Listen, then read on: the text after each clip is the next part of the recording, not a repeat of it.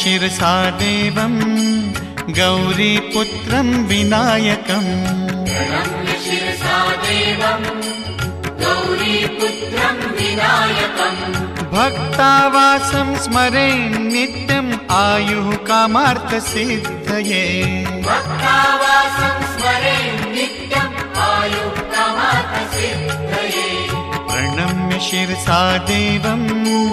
गौरीपुत्रं विनायकम् प्रणम्य शिरसा